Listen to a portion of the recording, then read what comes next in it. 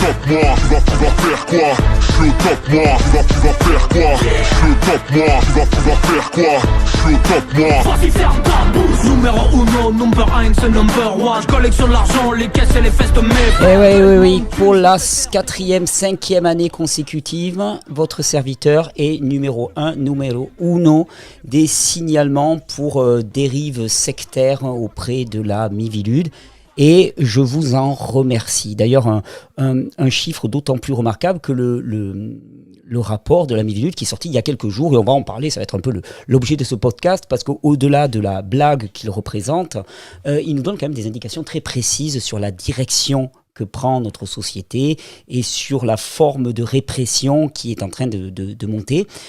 Chose remarquable, qui a été remarquée par tous les médias, c'est que les sectes classiques, les scientologues et témoins de Jéhovah, ils sont désormais concurrencés par les gourous du bien-être. Donc avec nos petits moyens, notre pauvre petite caméra, on fait mieux en termes de signalement que des grands groupes organisés, structurés, avec plein de thunes. Donc c'est quand même remarquable. On va en parler d'ailleurs de ces signalements. Numéro 1, des signalements des gourous de santé.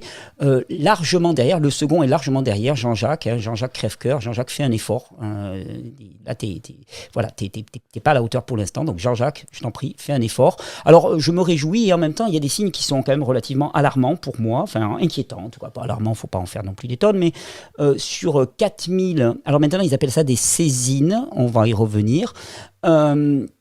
Donc, ce qui sont des signalements anonymes, il faut les appeler pour ce que c'est. Sur 4000 saisines, il y en a que 50 et quelques me concernant. Donc, c'est vrai que j'ai une forme de crainte en moi qui naît en me disant peut-être que je surfe beaucoup sur l'existence, c'est-à-dire que j'ai une sacrée avance sur tous mes concurrents, mais qu'avec un rythme aussi faible de renouvellement, cette avance elle pourrait fondre comme neige au soleil. Donc voilà, faites un effort, faites quelque chose, signalez-moi, voilà, allez-y, c'est pas compliqué, il faut aller sur le site de la Miviludes et c'est comme ça qu'on fait un signalement totalement anonyme. Je l'ai déjà bien expliqué, je l'avais démontré, j'avais signalé mon ami Jean-Jacques Crèvecoeur à la Miviludes. D'ailleurs, dans tes signalements, Jean-Jacques, il y en a certainement un qui vient de moi, je dois te le dire, donc j'ai participé à ta seconde place. Signalement, donc voilà, tu remplis un formulaire, tu dis voilà, un tel individu a un comportement qui ne me convient pas, un discours qui ne me convient pas, des membres de ma famille sont en train d'écouter ce que dit Thierry Casasnovas, ils se sont mis à jeûner. Non mais ne rigolez pas parce que c'est exactement ça, vous allez voir. On va analyser un tout petit peu le rapport de la Miviludes juste après, car il cite les très nombreux témoignages qui se ramènent à 2 témoignages. C'est du niveau Mickey Parade, quoi, globalement. Mais bon, et donc tu fais ce signalement, tu mets ton email, donc email, tu en crées un en 10 secondes, donc c'est totalement anonyme, et tu envoies ça. Et ils avaient conscience que ça faisait quand même pas très très sérieux, tu vois, de jeter quelqu'un comme ça dans le tribunal populaire, la vindicte populaire et médiatique, sous la foi de petits éléments aussi ténus. Donc ils ont créé ce qu'ils appellent la saisine. C'est la même chose. Ils appellent ça maintenant une saisine. Une saisine, ça fait beaucoup plus juridique. Une saisine, c'est un terme de droit qui consiste à saisir un juge pour une affaire de droit. Non, c'est pas des saisines, c'est des signalements anonymes et ça pue, comme tous les signalements anonymes. Mais on verra que ça pue doublement, parce que tout à l'heure, on va écouter Sonia Baquès, la rapporteuse de la Miviludes, pour ce rapport. Et ce qu'elle dit est encore plus inquiétant, pour ne pas dire nauséabond. Donc voilà, ces signalements. Je vous dis, moi j'avais une large avance. Alors une large avance qui était en grande partie due à quelques vidéos qui étaient sorties au bon moment, dans certaines périodes, pour m'assimiler par exemple à la pédophilie, tu vois. Donc effectivement, ça suscite la révolte populaire, et les gens en masse avaient écrit, il y avait eu presque 200 signalements, donc là j'ai pris une très large avance sur mes concurrents. Je peux me reposer sur mes lauriers pendant quelques temps, mais voilà, j'ai conscience, il faut quand même entretenir le truc. Donc allez sur le site de la Miviludes et vous verrez comment ça se passe pour une saisine maintenant, puisqu'il faut le dire comme ça. Alors ce rapport de la Miviludes en détail, c'est intéressant quand même de le regarder. Moi je vous parle de la partie qui me concerne, parce qu'ils méritent d'être analysés. Il faut bien qu'ils justifient leur salaire, donc ça fait très rapport administratif d'une certaine manière, mais moi je lis avec grand intérêt ce qui me concerne, tu vois, je suis quand même quelqu'un qui se remet en cause, donc j'essaie d'écouter. De très nombreux témoignages reçus par la Miviludes font état de situations particulièrement graves impliquant des proches qui, sous l'influence de la doctrine prônée par Thierry Casasnovas, auraient renoncé. Alors attends, bon déjà, il y a de très nombreux témoignages. Donc moi, je suis vraiment intéressé. C'est marrant parce que ces très nombreux témoignages, en 2018, j'avais demandé à Serge Blisco, alors président de la Miviludes, je lui avais demandé avec insistance, parce que Serge, il n'était pas très motivé pour respecter mes droits de citoyen et me donner mon rapport administratif de la Miviludes. Donc j'avais un peu insisté par voie d'avocat auprès de Serge pour lui demander, voilà, qu'est-ce que la Miviludes a contre moi, ça suffit, quoi. Vous faites passer pour un méchant, moi je crois que je suis un gentil, donc voilà. Et il m'avait envoyé, il n'y avait pas de témoignage, il n'y avait rien. Et d'ailleurs, il avait conclu à la fin de son rapport, en 2018, qu'il n'y avait aucun élément, qu'il y avait des choses qui ne leur plaisaient pas, ça c'est certain, je ne plais pas à la Miviludes, on est d'accord. Eux non plus ne me plaisent pas, donc voilà, on a le droit. Hein. Mais par contre, ils n'avaient rien. Ils n'avaient rien pour requalifier mon activité de dérive sectaire. Voilà, maintenant, ils se lâchent un peu plus. Donc là, je me dis, de très nombreux témoignages, on va en avoir pour notre fin, quoi, d'une certaine manière. Donc, grave, c'est grave, donc il faut le dire, hein, auraient renoncé à leurs traitements médicaux, perdu du poids, et présenter de sérieux signes d'affaiblissement. Bon, voyons. Donc, il cite, un homme explique ainsi que sa femme, suivant assidûment Thierry Casasnovas, ne veut plus aller voir son médecin traitant, qu'elle connaît pourtant très bien. Le fait qu'elle le connaisse pourtant très bien, je vois pas trop le rapport, mais bon, voilà, c'est un pote à elle. A perdu 8 kilos à force de jeûner, pour des motifs qui me sont totalement étrangers. Bon, ben ça, il faudrait peut-être demander à sa femme pourquoi elle jeûne. Lui, peut-être qu'il le voit pas, hein, en fumant sa clope et en buvant son verre de vin, mais peut-être que sa femme, elle, le voit pourquoi elle jeûne. Et ne veut plus se faire vacciner, car, entre autres, le Covid est une réponse normale de la nature. Donc voilà, un des témoignages graves dont la Miviludes fait état, c'est qu'une femme ne veut plus aller voir son médecin. Bon, peut-être qu'elle est en bonne santé, hein, enfin, c'est le but des vidéos, donc peut-être qu'elle n'a pas besoin d'aller voir son médecin, donc peut-être que la Miviludes pense que tout individu est un malade qui s'ignore. Ça, je pense que c'est ce que pense Big Pharma, hein, enfin, l'industrie pharmaceutique, ça, ils aiment bien ce genre de rhétorique. Hein. Et donc, finalement, on devrait aller voir son médecin. Alors, tous les combien? Moi, j'aimerais bien demander à la Miviludes. Toutes les semaines, tous les mois, tous les jours, plusieurs fois par jour, pour se rassurer, tu vois. On pourrait faire plusieurs analyses de sang par jour pour savoir où on en est. Parce que, je sais pas moi, il y a un cancer qui peut nous tomber dessus du jour au lendemain. Enfin, faut pas rigoler avec ça peut arriver. Donc, elle ne va plus voir son médecin traitant. Elle a perdu 8 kilos. Bon, tant mieux, peut-être qu'elle est plus en forme et ainsi de suite. Et elle ne veut plus se faire vacciner. Donc voilà, et c'est ça le témoignage grave, hein, d'accord. Vaccination globalement, dont on a vu l'échec cuisant. Enfin voilà, on a promis aux personnes qui se faisaient vacciner monts et merveilles. À part le fait de pouvoir aller bouffer de la merde dans les restaurants, ils n'ont rien gagné, hein, parce qu'au niveau transmission du virus et ainsi de suite, au niveau pathologique, au niveau rien, ils n'ont rien gagné. On le sait maintenant. Un autre requérant. Je me dis premier témoignage. Bon, il y en a peut-être toute une liste. Non, j'ai l'impression qu'il n'y en a que 2. Hein, donc un autre requérant explique qu'une personne de sa famille serait sous l'emprise de Thierry Casasnovas. Donc là encore, un truc extraordinaire. Là par contre, je suis d'accord avec eux, je suis un gourou, parce que j'arrive à avoir une emprise sur des personnes que je ne connais pas, que je n'ai jamais vues, dont j'ignore même l'existence, avec qui je n'ai eu aucun rapport, et ils sont sous emprise. Donc là, globalement, c'est niveau Dieu plus 2, hein, Dieu plus 3, entre Dieu plus 2 et Dieu plus 3. Je suis quasiment en maîtrise de divinité. Voilà. Alors, la personne qui s'est sous l'emprise de Thierry Casasnovas s'est mise à suivre ses conseils alimentaires jusqu'à devenir frugivore. D'accord. Donc ça veut dire qu'elle mange des produits plutôt non transformés. Ok. Elle boit de l'eau distillée. Elle ne se soigne que par des méthodes alternatives. Elle dénonce également les complots menés par la médecine et la science officielle concernant par exemple les rapports entre l'allergie au gluten et l'autisme. Bah ouais, mais tu vois, par exemple, moi je donnerais un tout petit conseil au président de la Miviludes pour éviter d'être ridicule. Tu vas sur n'importe quel portail de recherche, par exemple NBCI ou PubMed par exemple, et tu tapes ASD, Autism Spectrum Disorder, donc désordre du spectre autistique, et gluten par exemple, une gluten sensitivity. Et tu vas voir un petit peu le nombre d'études qui vont sortir pour te montrer le lien évident qu'il y a entre la maladie cœliaque, les troubles autistiques, les troubles du comportement, l'allergie au gluten et aux autres, caséine et ainsi de suite, comme l'avait montré d'ailleurs en son temps quelqu'un qui a été systématiquement et terriblement détruit par le système, qui s'appelait Andrew Wakefield, qui s'appelle toujours Andrew Wakefield, un homme admirable, que j'ai eu la chance de rencontrer en 2019, et Andrew, qui était gastro-entérologue, qui était le premier à mettre en lien les liens entre vaccination et autisme et consommation de produits allergènes. Je pense au docteur Natasha Campbell aussi, hein, qui traite énormément d'enfants avec énormément de succès contre l'autisme, qui traite des enfants présentant des troubles du spectre autistique et voyant une amélioration flagrante. avec des régimes sans caséine et sans gluten. Donc c'est nier les évidences et c'en est risible à ce niveau-là. Donc globalement, leurs 2 témoignages, le second, c'est quelqu'un qui mange des fruits et des légumes, qui boit de l'eau distillée, qui se soigne par des méthodes alternatives et qui dénonce les complots menés par la médecine. Voilà, c'est sur la foi de ça qu'on m'a fait numéro 1. Je suis presque déçu, parce que voilà, mon titre, je l'ai presque un peu usurpé. Donc il conclut en disant, il ressort ainsi que l'emprise mentale qu'exercerait cet individu sur des personnes fragiles. Donc vous êtes des personnes fragiles, je le lis tout de suite, tu le sais pas, mais là regarde-toi dans un miroir, tu vois une personne fragile, d'accord ? La rupture avec l'environnement antérieur, alors bon, si l'environnement antérieur c'est fast-food et bière, peut-être qu'il y a une rupture avec l'environnement intérieur. Oui, bah oui, tu changes d'alimentation, obligatoirement, tu vas pas manger la même chose, donc il y a une rupture. Tu vas changer l'environnement de ton frigo, oui, certes, mais bon voilà, il n'y a pas quand même de quoi fouetter un chat. Le discours antisocial, ouais, et le caractère exorbitant des exigences financières, alors là, tu vois, pour le coup, c'est complètement calomnieux parce que ces personnes-là, là, il n'y a aucune exigence financière de quoi que ce soit, je pense pas. Il y a quelques rares personnes maintenant qui se sont abonnées, je dis rares, non, vous êtes nombreux, vous êtes très nombreux, mais moins que les personnes qui sont sur YouTube, qui sont abonnées à mon site Régénère. D'ailleurs, je vous encourage à vous y abonner, vu l'atmosphère ambiante, et là, vous allez avoir accès à un véritable cours de naturopathie hygiéniste, de plus en plus structuré, de plus en plus efficace et performant.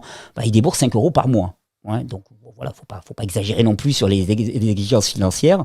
Le discours antisocial et le caractère exorbitant des exigences financières sont des critères observables dans cette situation et sont de nature à favoriser une dérive sectaire. Donc, de nature à favoriser une dérive sectaire. Ils connaissent le droit aussi, ils disent pas c'est une secte, ils disent de nature à favoriser une dérive sectaire. Bon voilà. Bon, tout ça est ridicule, mais les journaux, là, depuis 2 jours, c'est un orgasme continu, quoi, pour eux. Ils ont de la secte, et ils dérapent complètement. Libération, par exemple, qui nous parle de la faune des sectes en expansion. La faune, ça renvoie au règne animal. D'ailleurs, ils suivent ensuite, ils disent le gourou est un animal qui vit avec son temps. Donc, tu vois, moi, je suis gourou, je suis un animal. Je suis même plus, je suis plus un homme, quoi. Tu vois, mon caractère d'être humain, mais nié d'une certaine manière. Sonia Backès aussi, la rapporteuse de la Miviludes, elle a sacrément dérapé. Et je vais vous proposer d'écouter ce qu'elle dit, parce qu'elle nous révèle la vérité quand même. Et d'ailleurs, c'est marrant parce que Sonia Backès, je dois quand même le dire, et pour moi, je ne comprends pas que personne ne réagisse à ça. Elle est rapporteuse de la Miviludes, ok, pas de souci, mais il est mis en avant qu'elle est fille de scientologue. Sa maman, elle raconte vraiment, sa maman était scientologue. Elle a d'ailleurs perdu tout contact avec sa mère. Sa mère est morte en étant scientologue. Elle-même a commencé dans la scientologie. Et donc, on explique qu'elle est vraiment émotionnellement investie dans sa tâche. Mais pour moi, c'est un critère pour lequel une personne ne devrait surtout pas être investie d'une tâche. Quand tu mènes une mission comme celle-là, il ne faut pas que ça soit motivé par des affects tels que cela. Je veux dire, il faut avoir une certaine neutralité par rapport au sujet que tu traites, parce que sinon, ça disqualifie complètement la démarche. Non, ça, c'est mis en avant. Voilà. Et d'ailleurs, c'est quelque chose qu'on va revoir beaucoup, parce que la plupart des personnes qui sont mises en avant par les médias, des obscurs insignifiants qui n'existeraient pas sinon, mais que les médias vont chercher parce qu'ils servent leur discours, sont des repentis, des complotistes repentis, des naturopathes repentis. Des gens qui d'un seul coup changent complètement de religion, parce que c'est ça, c'est des gens qui sont embrigadés dans une idéologie, qui en sortent et qui d'une certaine manière, pour peut-être blanchir leur soutane, pour se racheter, j'en sais rien, quelle est la motivation. Je pense surtout que c'est des gens qui sautent d'une idéologie à une autre, donc ils sont obligés de cracher sur l'ancienne idéologie et de devenir des croisés de la nouvelle idéologie pour détruire l'ancienne, quoi. C'est un truc, c'est ce qu'on a vu avec Clément Bastide, l'extracteur, c'est ce qu'on voit avec notre naturopathe, on a cité des tas, mais ce sont des gens qui sautent d'une idéologie à l'autre. Et Sonia Backès, le simple fait qu'elle soit fille de scientologue, pour moi, elle ne devrait pas avoir sa place à la Miviludes. Je suis désolé, parce qu'elle est investie. Je comprends qu'elle ait souffert, peut-être qu'elle a souffert de la situation, et je le respecte tout à fait, mais voilà, il ne faut pas confondre l'émotionnel et le professionnel, surtout quand il s'agit de situations aussi importantes.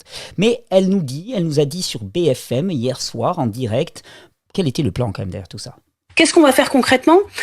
D'abord, des assises des dérives sectaires et du complotisme. Et je vais revenir, si vous me le permettez, sur le complotisme. C'est pas des assises pour faire un groupe de travail, etc. L'idée, c'est de mettre en place un plan d'action concret. Parce qu'en fait, on a des difficultés sur, d'abord, le signalement. Qu'est-ce qu'on fait quand on voit son collègue de travail, son voisin touché par ça ? Donc, qu'est-ce qu'on fait quand on voit son collègue de travail, son voisin touché par ça, les dérives sectaires, c'est-à-dire tu te fais des jus, ou le complotisme. À qui on le signale, comment on agit directement vis-à-vis de lui, vis-à-vis de l'État, comment on fait sur le terrain, parce que la Miviludes, comme vous le savez, est à Paris, elle fait un énorme travail de suivi des personnes qui sont touchées, mais il y a beaucoup de choses à faire. Est-ce qu'il faut faire un numéro vert ? Est-ce qu'il faut faire évoluer la loi ? Peut-être. Et donc l'idée, c'est d'avoir... Voilà. Est-ce qu'il faut faire évoluer la loi ? Et donc, elle dérape d'une certaine manière, ou en tout cas, où elle est trop honnête. Il y a peut-être une forme d'arrogance aussi du système médiatique actuellement. Ils pensent qu'ils ont la maîtrise. En fait, c'est complètement faux. Au contraire, tout leur échappe totalement. C'est plutôt les cris d'agonie d'une bête aux abois et qui se meurt. Mais voilà, c'est un délit de pensée. Voilà. Si tu es complotiste, si tu es anti-système, si tu n'es pas d'accord avec les orientations, les choix qui sont faits actuellement, soi-disant au nom de l'intérêt commun, mais dont on sait maintenant globalement qu'ils sont faits au nom d'intérêts financiers et de pouvoirs très importants et qui n'ont rien à voir avec notre intérêt personnel, nous, en tant que citoyens, eh bien, à ce moment-là, tu es susceptible d'être dénoncé de façon anonyme par ton voisin. Ça pue doublement. Ça sent très, très mauvais, effectivement. Et comme secte veut dire se couper, sectus, se couper, c'est le sécateur, toute personne qui veut faire des choix en dehors du modèle dominant est susceptible d'être cataloguée, je vais y arriver, secte, ou complotiste, ou déviant, et susceptible de se faire signaler. Donc, faites gaffe. CNews a déconné aussi, avec la même Sonia Backes. On l'a vu sur tous les plateaux. Elle a une forme quand même impressionnante. Moi, je la suspecte quand même de carburer au jus et de jeûner. Elle ne le dit pas, mais moi, je pense, pour qu'elle ait une telle forme, qu'elle soit sur autant de plateaux à la fois en quelques jours. Mais ils ont passé des images où on me reconnaît clairement, et en prétendant que j'avais été condamné pour exercice illégal de la médecine, pour usurpation de l'identité de médecin. C'est totalement faux, il n'y a aucune condamnation, il n'y a rien me concernant, il n'y a aucune condamnation légale me concernant, mais voilà, ils se permettent de l'avancer. Et d'ailleurs, un truc qui est dit très très souvent aussi, qu'on retrouve dans pas mal d'articles de journaux, c'est par exemple que je suis anti-médecine, et ça c'est vraiment très très intéressant parce qu'en fait c'est l'exact contraire. Moi je suis pro-médecine en fait. Je suis pro-médecine médicago, ça veut dire qu'il soigne. Je suis pour la médecine, je suis pour la santé, je suis pour la médecine de terrain, je suis pour la médecine intégrative, je suis pour la prévention plutôt que résoudre la situation une fois qu'elle est engagée. Je suis pour la responsabilisation des gens qui prennent soin de leur santé. Et pour moi, ça c'est la médecine telle que le définissait Hippocrate et les grands anciens, les grands hygiénistes anciens, vitalistes anciens. C'était comme ça qu'ils définissaient la médecine. Mais peut-être que la médecine actuelle, elle a été totalement dévoyée par des intérêts financiers qui visent uniquement à traiter les symptômes et qui, au contraire, a un intérêt à ce que vous ne soyez pas en bonne santé, que vous soyez malade, comme on dit, puisque c'est une industrie de la maladie et de la mort, et non pas une industrie de la santé qui ne crée pas de valeur sur la santé. Je l'ai déjà dit moult fois et je le réexplique, tant que notre modèle créera de la valeur sur la maladie, sur le mal-être des gens, tant qu'on s'enrichira sur le mal-être des gens, alors à ce moment-là, il n'y aura pas une promotion de la santé, de la joie, de l'espérance, du bien-vivre réellement. Alors, il faut voir quand même que tout ça, c'est le fruit d'une presse qui est complètement en chute libre. Les médias classiques sont en chute libre. Je lisais un article qu'on vient de m'envoyer. Même la Miviludes était en chute libre, c'était intéressant. La Miviludes, j'ai vu le budget de la Miviludes, c'était de 134 000 € en 2010, 93 000 € en 2017.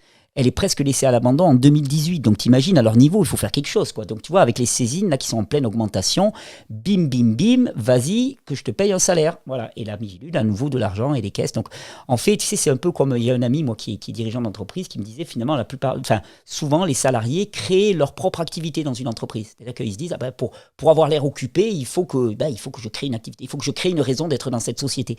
Là, c'est exactement le même phénomène, quoi. Voilà, ils créent des sectes, ils élargissent tellement les critères pour être sectaires et déviants que finalement tout le monde est susceptible de l'être, et donc ça justifie d'autant plus leur activité, leur rapport, leur engagement et leur air extrêmement grave sur les plateaux télévisés. Mais la presse, oui, elle est en chute libre elle aussi, et je tombais sur un article par exemple qui expliquait pourquoi le patron de l'Express était déchaîné par exemple contre Idriss Aberkane. Idriss Aberkane, qui a pris des positions extrêmement courageuses, extrêmement engagées ces derniers temps par rapport à la politique vaccinale, à la politique médicale actuelle, et qui s'est fait extrêmement vilipender par énormément de journaux. Et par exemple, ils expliquaient, c'est un article très intéressant, ils expliquaient un petit peu la personnalité du patron de l'Express, qui est un ami proche du milliardaire Patrick Drahi. Et bon, au-delà de se rendre compte que les patrons de presse sont des gens qui ont une collusion totale avec le pouvoir, avec la grande industrie. Donc, on connaît le financement du monde par la fondation Bill Gates.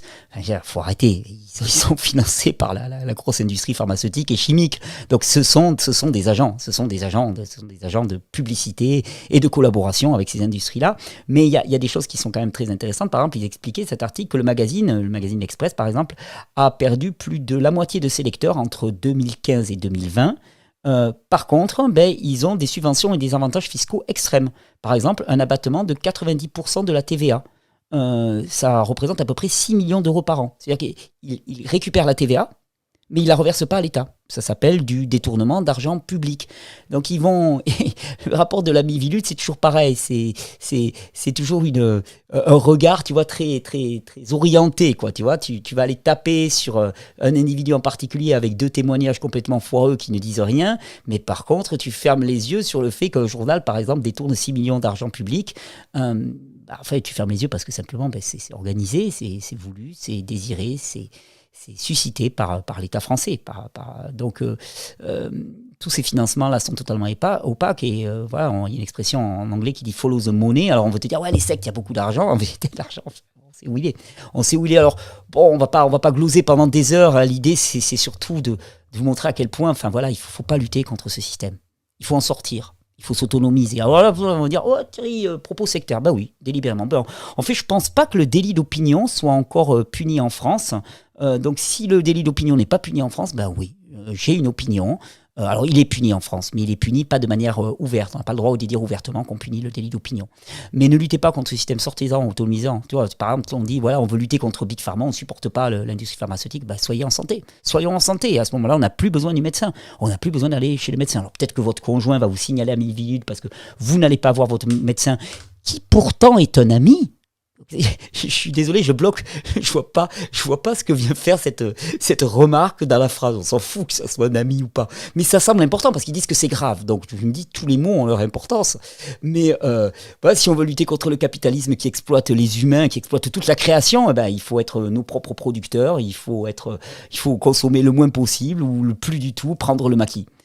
C'est pour tous ces mots, c'est pour tout ce positionnement que ma vie elle a été détruite, mais je regrette rien parce que la vie elle a toujours le dernier mot. Et il faut voir toutes ces attaques, cette pression de la presse actuelle, de la Miviludes et ainsi de suite, comme les cris d'agonie d'un système qui prend l'eau totalement. Vous êtes de plus en plus nombreux à opter pour des méthodes de soins naturels, pour dire moi je veux prendre soin de ma santé et voilà, et je suis pas en lutte contre la médecine, c'est juste que si je suis pas malade, j'ai pas besoin d'aller voir mon médecin, ça me paraît évident et je suis responsable de moi-même, tu vois, et ça c'est quand même quelque chose. On devrait s'en réjouir, on nous parle tout le temps du trou dans la sécurité sociale, mais personne ne salue ce genre d'initiatives qui vont dans le sens de la prévention. Non, parce que dans un monde où ce qui crée de la valeur, c'est de vendre du médicament. La prévention, on s'en fout, je suis désolé, on s'en fout complètement de la prévention. Rien n'est fait dans le sens de la prévention. Je vous dis, regardez, qu'est-ce qui génère de l'argent ?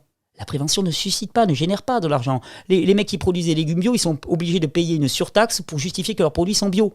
Alors que les mecs qui balancent des pesticides, ils n'en payent pas, ils sont subventionnés. Le monde, il est complètement à l'envers.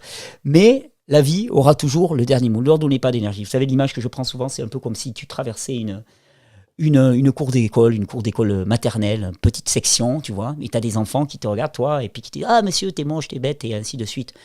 Est-ce que tu t'arrêtes pour discuter avec eux ?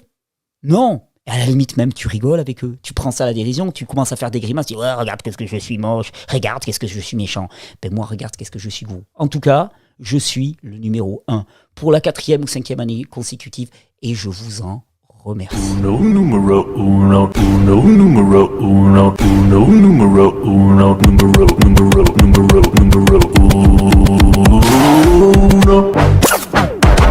Ouais, numéro 1, soyez vigilants, hein, si vous voulez pas être esclave de ce monde, eh ben, il faut apprendre aussi à s'en libérer, et c'est pas lui qui va le faire pour nous, c'est à nous de reprendre les clés de notre autonomie, de notre responsabilité, de créer des systèmes solidaires, axés sur le vivant, avec pour éthique le respect de la vie sous toutes ses formes.